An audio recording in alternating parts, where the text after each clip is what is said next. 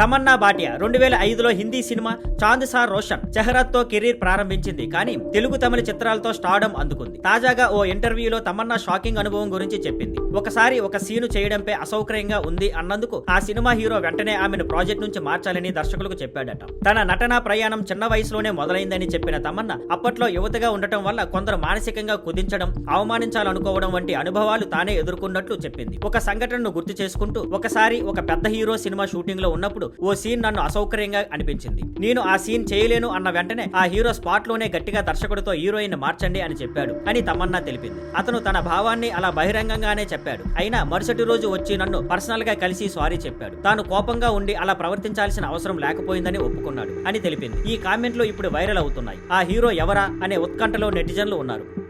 Thank you for watching. Please like, share and subscribe.